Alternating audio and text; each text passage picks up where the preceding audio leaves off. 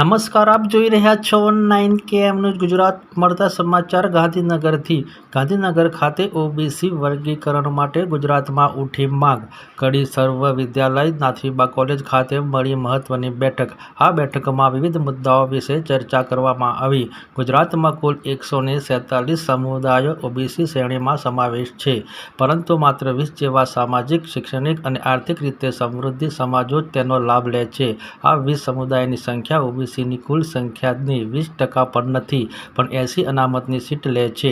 બીજા રાજ્યોમાં ઓબીસી વર્ગીકરણ અમલમાં મૂકવામાં આવ્યું છે, તો ગુજરાતમાં કેમ મૂકવામાં આવતું નથી?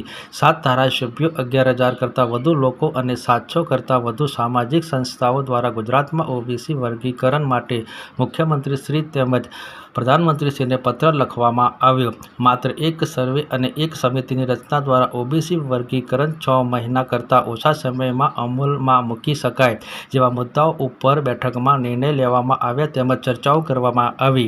આ બેઠકમાં આગેવાનો દ્વારા જણાવાયું કે જો અમારી આ માંગ નહીં સ્વીકારવામાં આવશે તો આવનાર સમયમાં ગાંધી ચિંધ્યા માર્ગે તમામ લાભ વંચિત સમાજો દ્વારા આંદોલન કરવાની ચમકી ઉચ્ચારી. વિશેષ માહિતી ધર્મેશ ઠાકોર, ગાંધીનગરથી. મારું નામ તારક ઠાકોર. અત્યારે જે ગુજરાત ઓબીસી વર્ગીકરણ સમિતિ છે એના અંદર મેં અમને 7 મિત્રોએ શરૂઆત કરેલી અને અત્યારે ગુજરાતમાં ઓબીસી વર્ગીકરણ અમલમાં આવે તેના માટે અમે સાથે કામ કરીએ.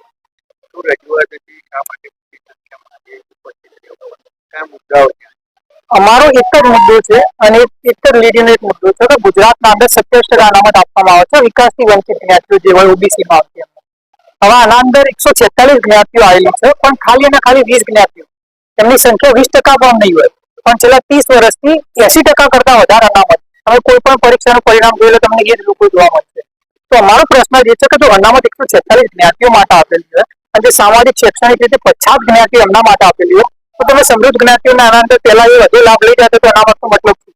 એટલા માટે અમે માનનીય મુખ્ય જે સુપ્રીમ કોર્ટે જે જજમેન્ટ આપેલું છે 1992માં ઇન્દ્ર સાવની જજમેન્ટમાં કે ભાઈ ઓબીસીના અંદર વર્ગીકરણ થવું.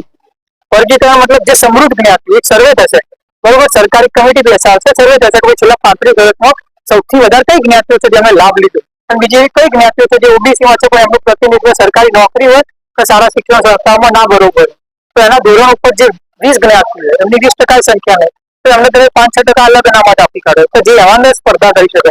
આજની તારીખમાં 20 જ્ઞાતિઓ 27માંથી 25% અનામત લઈ જાય અને જે બીજી વિકાસથી વંચિત જ્ઞાતિઓ છે જેમાં ઠાકોર સમાજ આવી જાય, કોળી સમાજ આવી જાય, રાવળ સમાજ આવી જાય, ગોસ્વામી સમાજ આવી જાય, દેવી પૂજક સમાજ આવી જાય, દરેક વિકાસથી વંચિત સમાજ એમને તમે અલગથી 20% અનામત આપી કાઢો તો જેના કારણે એમના વિદ્યાર્થીઓ, એમના સમાજના જે લોકો અત્યારે હાલ મહેનત કરી રહ્યા છે પણ એમને પરિણામ સ્વરૂપે નોકરી નથી મળતી, તો એમને શિક્ષણ સંસ્થામાં પણ સારામાં સારી જગ્યાએ એડમિશન લઈ શકે.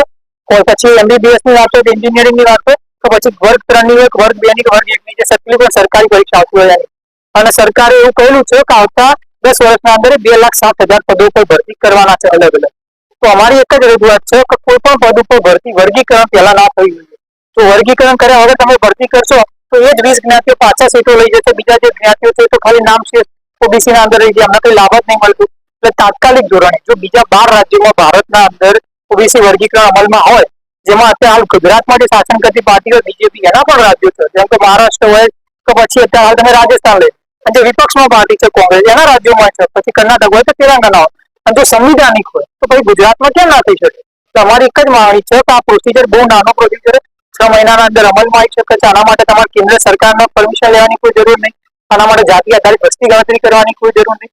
ખાલી અને ખાલી છેલ્લા 35 વર્ષના અંદર જે જ્ઞાતિએ લાભ લીધો અને જેને નથી લીધો એની તમે સર્વે કરો અને એના બેઝિસ ઉપર 6 મહિનાના અંદર વર્ગીકરણ અમલમાં મૂકો અને પછી જ આગળની ભરતીઓ કરવામાં આવે, એ જ અમારી માંગ. મારું નામ ઉમેશસિંહ રવાજી ઠાકોર, રિટાયર્ડ ડીવાયએસપી, પાટણથી આવું છું. તારકભાઈએ જે રજૂઆત કરી છે, જે મુદ્દો લઈને આગળ નીકળ્યા છે એમની સાથે તમામ સમાજના જે બક્ષી પંચના છે એ સંમત છે. બીજી વાત એ રહી કે 1990માં જયારે આ બક્ષી પંચ આવ્યું હતું ત્યારે ફક્ત 82 કોમ હતી અને પછી જે પાછળથી 47 કોમ વધારી દીધી અને 142 કોમો અત્યારે ભેળવી દીધી છે. જે પાછળથી આવેલી કોમો એ જ વંચિતોના બધા લાભ લઈ ગઈ છે. તો અમારું તો એ જ કહેવું છે કે 1990માં જે 82 કોમો હતી અને એ આધારે અમારું વર્ગીકરણ થવું જોઈએ અને તો જ સાચો ન્યાય મળશે. અત્યારે 147માં ન્યાય મળશે નહીં. એ એ જ અમારી મુખ્ય માગણી છે કે 1990 પ્રમાણે 82 કોમો ફક્ત પહેલે હતી અને જે પંચ આધારિત હતી, તો એની વસ્તી ગણતરી કરીને એની આર્થિક સામાજિક બધી એનો અભ્યાસ કરી અને બક્ષી પંચે આ 82 કોમન આપી હતી. પાછળથી તો રાજકીય લાભ લઈ અને આ બાકીની 47 કોમો એડજસ્ટ થઈ ગઈ અને એ બધો અમારો લાભ વંચિતથી લઈ ગઈ છે. એના સામે અમારો સખત વિરોધ છે.